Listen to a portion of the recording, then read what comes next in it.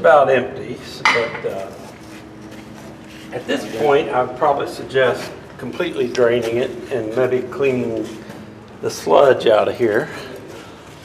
Yeah. And kind of let it dry a little bit, but then you're going to want to turn it off and fill it back up with fuel.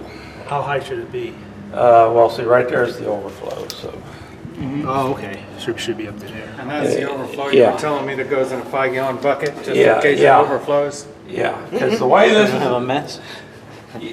yeah, if you don't drain it away quick enough.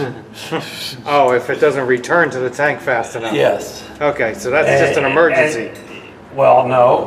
What this thing does over here, the middle line over here, I guess if you want to come around and start over here, I guess, maybe. This is your fuel intake.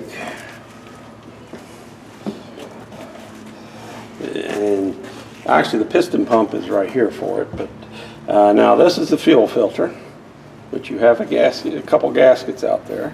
The piston pump here, the valve for the piston pump is here, or here. The piston pump's right under this. The valve for So it's like a lift pump, yeah, you mean? Yeah, it's a piston pump it goes up and down under here. But the discharge is here. All right. It comes over and dumps it in there. If you didn't have an external filter, which this was one of the many options they had, a little drop-in screen would go here, but you'd have to pull that off to change the screen. And then when it's pumping, it's continuously pumping, filling this, overflowing the overflow, and going back to tank. And that's why I'm saying if you don't have enough drop for this application, you will probably won't return fast enough, and it'll probably just overflow and run out. Putting a tank down in the pit is our best option. Probably your best option. And we have some nice narrow tanks on the back Yeah. of bulldozers, so we don't need any And more. based on what you're telling me you're running, I don't see where you'd want to really need anything bigger than 20 gallon if you want that much. Yep. Or you could I have one engine I run on just hose. I turn hose and I use clear hose just so I could see, and I drop both of them in the bucket and it works fine. So if we had And this is the return there? Yeah, that's it return. won't We're screwed. return because it's there's not It's a too, pump and to it's too return. far for it to return. Yeah, if you're going over there, the book has specs of what size return line you should have back to the tank, and they recommend a separate return line for each engine. Right, They recommend a separate suction line too, although you can use just one suction line. So this is a return line here. Yes. The crooked ones are returned. So while it's running, it's going to be continuously pumping up and returning. I see. And then the pump uses whatever it wants out of the reservoir. Yeah. See, the pumps draw in underneath. Yep. That's why I'm saying at this point, with as low it is, you might want to swab out the bottom. Just Yep. get what dirt out there you can. Maybe pour some kerosene in and flush it out. But then when you're done, before you let it set for the winter or too long, Fill it back up. put diesel fuel back in there, because they'll keep the parts from the pump from rusting. Anything to know about the injectors and how they work or how to set them or anything like that? You don't set the injectors unless you really want to get into something. This is the spring on it. The only thing we might have to do when we go to start up is I might have to get in there to the valve. The valve is directly underneath these, the intake valve, or the Like a delivery valve? the final valve, your pressure side valve is Yeah. right here. Sometimes if you get airlocked, you have to break it here to get it. And these springs adjust the injection pressure? Well, this is more of a capping thing. I think these are reliefs. If it pumps too much. Okay. That's why I say generally you don't want to mess with these unless you got into where somebody had gone in behind somebody that didn't know what they were doing and you're trying to figure out where it should be again.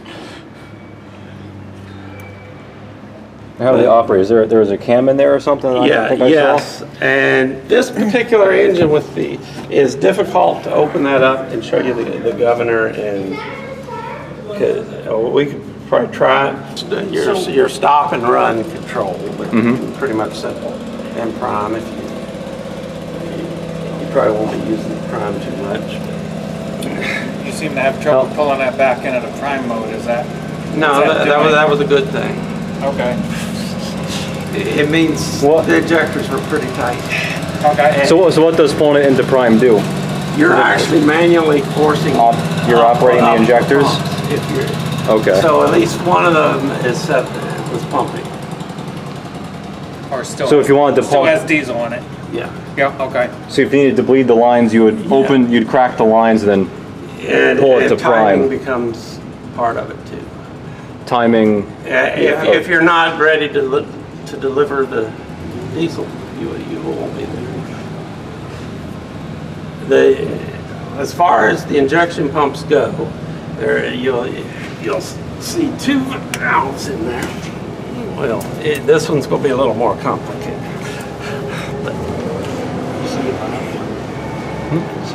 Yeah. We'll start with that big one right there at the back. That's your main fuel pump. No, all the way at the back. The big That cylinder? That cylinder coming up, it's pushing up, and that's your main fuel pump that's drawing your main fuel up. Uh-huh. All right. Now, as far as the four-cylinder, I don't remember exactly. If it was a two-cylinder, this is probably cylinder one. I think this would be cylinder two. This will be cylinder 3. Yeah, it's marked up and here. this one 4. 1, 2, 3, 4. Yep. That was marked. Usually I don't see. They're not. Maybe somebody came along. Someone prick punched. They're punch marked up there. Yeah. Somebody probably, being this was running, they probably did that. But all right, now the back ones, as far as all of them, they all work the same. The back one is your charge pump. You're talking about the big one spring here? Yes. Okay. That's your actual fuel pump that delivers your fuel. Okay. It is timed. It delivers a full shot every time, whether you need it or not. Okay. It's a full stroke pump Uh-huh. for the full shot you will ever need on all four. So fixed displacement. Yes. Right. Now the front one here, that's your timing valve. Okay. So when the cylinder's ready for it, that valve drops out. In this case, they close the valve. Mm-hmm. That'll let it, and that builds up pressure. When it's open, it's blowing back into the tank. Okay. So the longer the valve's open, the lower RPM, the less fuel it'll deliver, and the lower speed it'll run. No. Or the longer it closes to deliver the shot. Right. Yeah. So the longer it's open, the more fuel it releases. No, when it's open, you're not putting any injection into it. That's what I'm saying. Yeah. Yeah. Okay. The longer it's, when it comes down, the longer it stays closed, the more it's putting up. Right. Yep. That's the same principle as like the cats and all that stuff. But, Yep. You but know, as It's far just that little similar. That's a pretty common one. and the other little wrinkle in this is right there at the back. That is your air timing What that cam piston. little rod? Yeah. Because obviously it's got a time when it injects air. Yes. It's only doing it in a cylinder one. No, you're doing it in 2 cylinders on a 4-cylinder.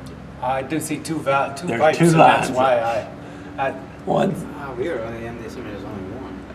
Those These 2 are- pipes there are the air delivery, right? That's the air delivery to the cylinder. I think because it comes off of that lever over I don't there. know if it goes to. I think it goes to 3, 1 and 3 or something. or maybe it's 2. Then my sign is wrong over there. Uh-oh. I very Typo. carefully made this sign according to what the book said. Well, follow that line and that'll tell you. So it's 1 and 3 that's going to.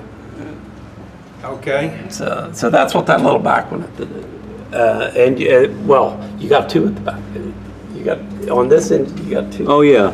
So those are the 2 cylinders that get Those air. are the 2 timing for the air. So in that case, it's cylinder 1 and 3. Correct. Yeah. Well, owned by those That's what the injectors. piping You is can't. going to. Now, does that hold the fuel off while it's doing that to 1 and 3? No. No, it just fires it That's anyway. it's totally separate. Mm-hmm. They will function pretty much all the time. Yep. Okay. Unlike the Atlas where it holds the fuel off on that one cylinder? No, well, Atlas does it on all 4 cylinders, so you just pull See- the fuel rack back and it's getting no fuel until you're ready to spun it up and then give it a go. Uh-huh. Yeah.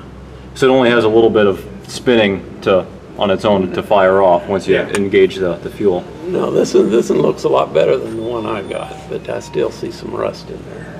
What should we do to, You could probably clean it. I would recommend getting some Gibbs and just spraying it through there from time to time.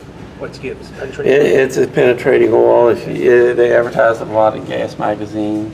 It's a little more expensive than what most people would buy, but it's what I use, and it does a good job. It tends to, it has a rust converter in it. That will So it kind of neutralizes the rust a little bit. Should we put any oil in there? Or no? no, It'll just anything drain in right. here- It'll just drain right out, right? Yeah. Okay. It's supposed to. You might build up a little bit in there until it drains out.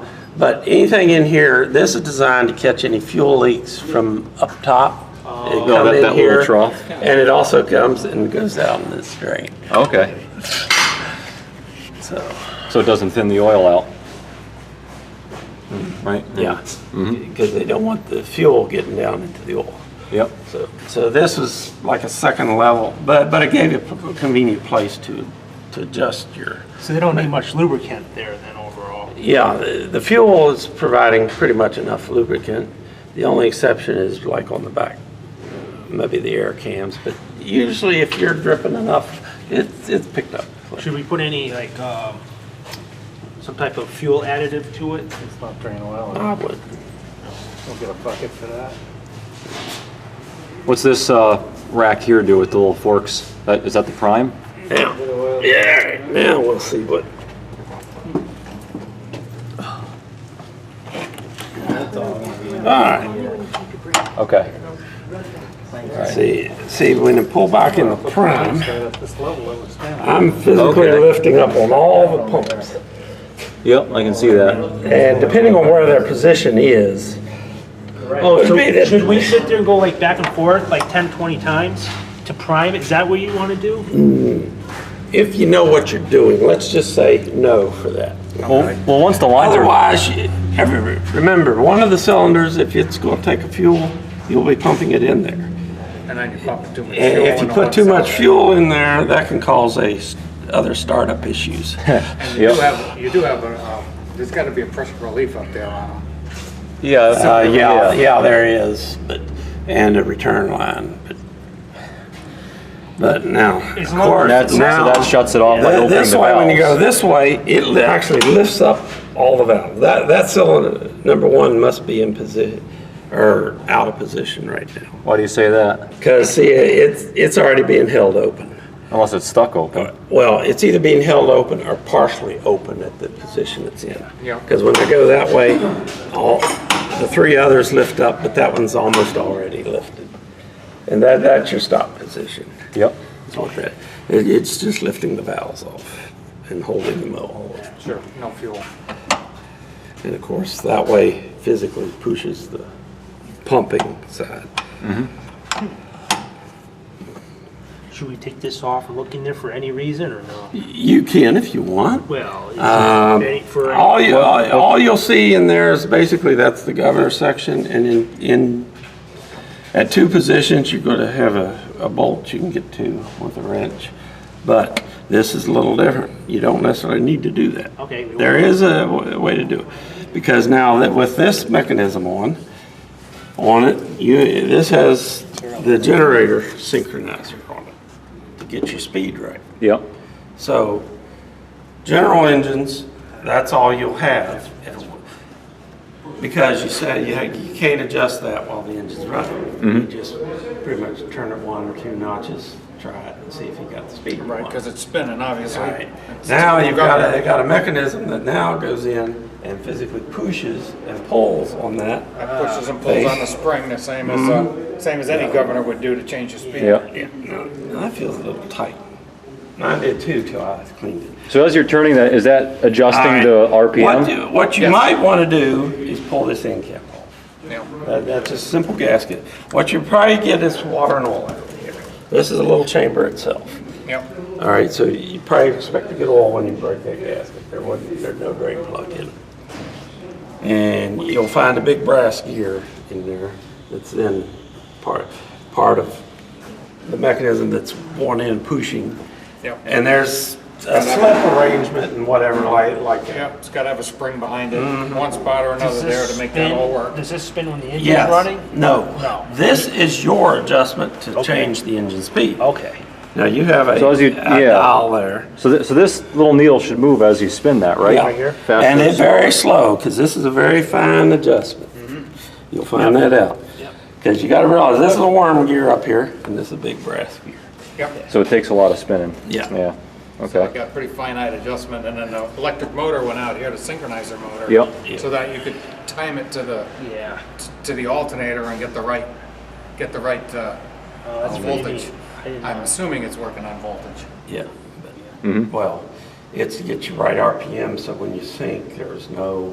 So when it calls for a load, it all When It you resets sync to the grid or sync to another generator, technically you don't want any load there. You can do it under certain, depending on the setup.